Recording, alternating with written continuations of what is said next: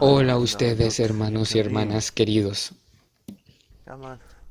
Cuánto amor Dios puso en mi corazón por ustedes. Pienso en ustedes y oro y preparo estos mensajes para animar, para fortalecer, para cuidar contacto, pero que sepan de que no soy yo. El más importante es Dios, que les ama, que está cercano a cada uno de ustedes donde estén, incluso en el tiempo del corona, con confinamientos y alejamiento de personas. Aún somos uno en el espíritu, en el corazón. Y yo quiero continuar hoy con el tema del amor, el fruto del espíritu que tan preciado y tan importante es para nuestras vidas, para que nuestro servicio sea aceptado en los cielos. Quiero ver algunos ejemplos de el Nuevo Testamento, de un servicio práctico, pero era importante que se hiciera por personas que obraran en el Espíritu, que tuvieran ya el fruto del Espíritu. Vamos a Hechos capítulo 6. Nosotros leemos desde el versículo 1, voy a leer desde el 1 al 3.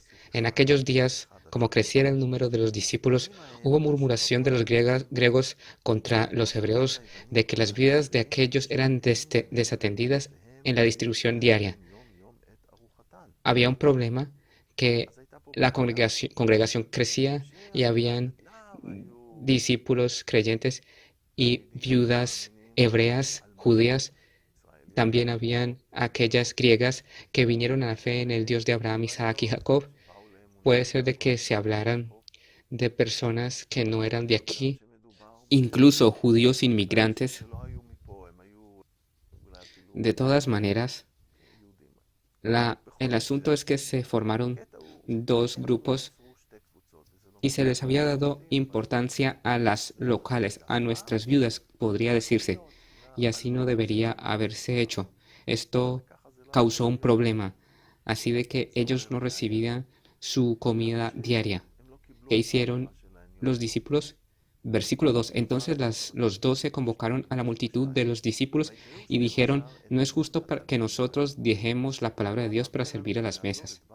El problema fue al conocimiento de los discípulos, vieron el problema, discusiones de las viudas sobre este asunto y reunieron toda la congregación, ya habían miles de discípulos, y les dicen, miren, aquí hay un problema. Ha sido traída a nosotros como el pueblo de Israel hacia Moisés, cuando todo el pueblo venía a ser juzgado por él. Y los discípulos decían, si nosotros debemos ahora tratar estos asuntos por nosotros mismos y repartir comida y preocuparnos de que se haga de forma igual y honesta, tenemos que tratarnos con esto en vez de la palabra de Dios, de la oración, el servicio de Dios. Y no es que nosotros solamente nos sentamos a aprender, sino que esto está destinado para dar a los demás. Las cartas que fueron escritas, la enseñanza, nuestra edificación no es para edificarnos a nosotros mismos, sino para nutrirnos primero y así nutrir a los demás. Como dijo Jesús, el que cree en mí, desde dentro de él correrán ríos de agua viva. Cuando nosotros creemos y recibimos de Dios, es para hacer luz a los demás, transmitirlo a los demás, bendecir a los demás. Y los discípulos dicen, si nosotros tratamos este asunto de las mesas, no es que sea vergonzoso, sino que impedirá de nosotros hacer el cargo que fuimos destinados a hacer. Y en el cuerpo de Cristo hay miembros y cada uno tiene que cumplir con su cargo. Entonces, ¿qué dicen en el versículo 3? Buscad pues, hermanos, quiere decir, elijan de entre vosotros a 7 varones. Veamos cuáles son los criterios para estos varones. 7 varones de buen testimonio, llenos del Espíritu Santo. Dentro de poco hablaremos más de esto. Aquí se nos habla un número de cosas. Primero, que tengan buen nombre, que en el sitio donde ellos están, en el ambiente donde están, no han peleado con alguien, no fueron personas que rechazaron a las otras o que ofendieron, sino que tienen un buen testimonio. tal vez han testificado de esa persona y dicen, si lo conocemos, puede ser una hermana, la conocemos y es muy preciada, ella le gusta servir y la recomendamos. Si la elegimos a ella, confiamos en ella, de que van a servir de forma fiel y harán el trabajo bien. Así de que tienen buen testimonio, como son vistos ante los ojos de los demás. Este asunto vuelve en sí mismo en los criterios de que dice Pablo, por ejemplo, en Primera de Timoteo capítulo 3, acerca de elección de los obispos, en el versículo 1, de que quiere el obispado buena obra desea, pero es necesario que el obispo sea irreprensible, marido de una sola mujer, sobrio, prudente. Ser prudente quiere decir de que se conecta con el asunto del dominio propio sobre el cual hablamos en Gálatas, sobre el dominio propio. Esto empieza con nuestra actitud, con las palabras, cómo reaccionamos a las situaciones. También hay dominio propio en comida, en bebida, en comprar cosas, dominio propio en cada situación que está conectada con la carne. ¿Saben cómo poner límites a esto? Voy a seguir leyendo en Primera de Timoteo capítulo 3. Prudente, decoroso y amable. Prudente el que sabe tener dominio propio, abstenerse, no responder desde la carne. El humilde, la modestia viene de la humildad, es un fruto del espíritu. Es lo contrario al orgullo, de burlarse del otro, de criticar, que causan a las personas sentirse mal. Y amable, y esto se conecta con buen testimonio, lo que leímos en Hechos, en esa misma dirección. Nosotros no somos personas que estemos llamados a agradar a todos alrededor de nosotros. No. No es a lo que me refiero, sino que cuando obramos bajo el Espíritu de Dios, el amor, este fruto del Espíritu, nos causará comportarnos de forma correcta, no solamente ante los ojos de Dios, sino ante las personas. Y si damos una crítica, lo haremos para edificar y la haremos con amor y paciencia, y que la gente se sienta amada. También como padre con nuestros hijos, educándolos, así como Dios enseñó al pueblo de Israel, le dice, afligiéndote y probándote para la postre hacerte bien. Esto se encuentra en Deuteronomio, capítulo 8, versículo 16, que te sustentó con maná en el desierto, comida que tus padres no habían conocido, afligiéndote y probándote para la postre hacerte bien. Dios también hizo esto y lo hace con nosotros. Por ejemplo, en Hebreos está escrito de que Él nos enseña como padre a sus hijos. Cuando educamos a nuestros hijos y les impides algo que ellos quieren, pero tú les dices, yo te amo, y les dices, lo que hiciste estuvo mal, no es bueno, y así tú los preparas para la vida, dentro de ese amor que si hacen algo malo, pues tiene sus malos resultados. Yo quiero volver a Hechos capítulo 6, versículo 3. De buen testimonio, llenos del Espíritu Santo y de sabiduría. Y cuando nosotros hablamos de sabiduría, veamos lo que está escrito en Santiago capítulo 3. Primero está escrito en Isaías 11, versículo 2, de que el Espíritu Santo es un espíritu de sabiduría, de inteligencia, de consejo, de poder, de conocimiento y de temor de Jehová. Pero cuando yo voy a Santiago capítulo 3, voy a leer desde el versículo 13, veamos la sabiduría, esta, que viene del Espíritu Santo, cómo obra. Santiago capítulo 3, versículo 13. Quien es sabio y entendido entre vosotros, muestre por la buena conducta sus obras en sabia mansedumbre.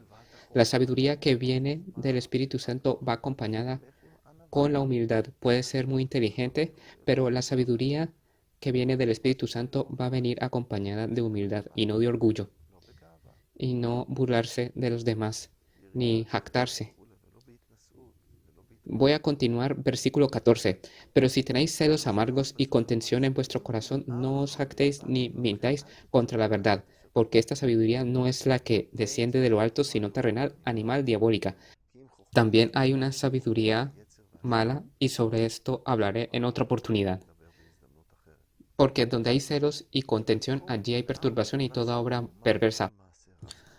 Pero, atención, la sabiduría que es de lo alto es primeramente pura, otra vez, amor, humildad, después pacífica, no busca pelear, amamos la paz, perseguimos la paz como está escrito en la palabra, amable,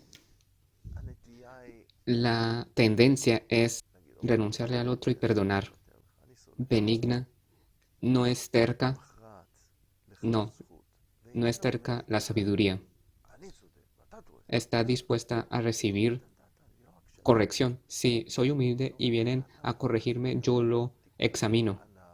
Y en humildad estoy dispuesto a recibir la corrección. Llena de misericordia, lo que viene de arriba, la sabiduría del Espíritu Santo, está llena de misericordia, de gracia. Tienes misericordia con aquel que fracasó, que pecó. Tú te dueles de esto y quieres ayudarle a levantarse. No le cortas la cabeza y lo echas de la congregación. No, primero tú quieres ayudarle. A veces hay que tomar medidas duras y hay rebeldía y no están dispuestos a recibir corrección. Primero hay un proceso antes de echar a una persona, como está escrito en Mateo. Primero hablarle a él de frente, después tomar 2 o 3 testigos y después traer esto hacia toda la congregación. Pero esto no es algo que nos gocemos hacer, sino que nosotros tenemos misericordia y queremos ayudar al débil. Está escrito en Gálatas capítulo 6, Gálatas 6, Gálatas 6, 1. Hermanos, si alguno fuere sorprendido en alguna falta, vosotros que sois espirituales, restauradle con espíritu de mansedumbre, considerándote a ti mismo, no sea que tú también seas tentado. Sobrellevad los unos las cargas de los otros y cumplid así la ley de Cristo. Si alguien cae, queremos levantarlo con espíritu de humildad. Y dice, ten cuidado, a mí me dice, ten cuidado, a todos nosotros, que no caigamos también en la tentación. Lo dice a nosotros, las personas espirituales. Cada uno de nosotros vivimos en un cuerpo pecador.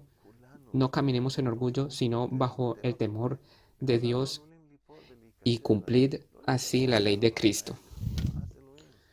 Porque el que se cree ser algo, versículo 3, no siendo nada, a sí mismo se engaña. Nosotros a veces pensamos de nosotros mismos como la congregación de la Odisea, que piensan de que son ricos, pero el Señor les responde de que están desnudos. Simplemente tienen una imagen errónea sobre sí mismos. Y también aquí dice, porque el que se cree ser algo no siendo nada, a sí mismo se engaña. Estamos susceptibles de engañarnos. Pensamos que somos tanto, pero no. Pero Dios, con su amor y paciencia, quiere ayudarnos. Y Él no renuncia a nosotros, nos ama, quiere ayudarnos. Versículo 4. Así que cada uno someta a prueba su propia obra y entonces tendrá motivo de gloriarse solo respecto de sí mismo y no en otro. Entonces, de nuevo, no nos enorgullecemos. Estamos ante Dios y si Él está contento con nosotros es lo importante. Si nos dice que somos buenos siervos y fieles, es lo importante. No estamos compitiendo con el otro. Nosotros estamos luchando contra nosotros mismos y someternos para cumplir el servicio que Él nos ha dicho hacer. Esta es la sabiduría, como leímos en Santiago 3, que viene de arriba, llena de misericordia y de buenos frutos, sin incertidumbre ni hipocresía. Y el fruto de justicia se siembra en paz para aquellos que hacen la paz. El fruto de justicia que queramos que esté en nuestras vidas se siembra en camino de paz, no en camino de pelea. No quiere decir de que no van a haber ocasiones que tenemos que disciplinar y exhortar el pecado. También existen esas situaciones que el Señor nos ayude a obrar en el Espíritu y en el amor y no en la carne, y que estemos balanceados en nuestro comportamiento.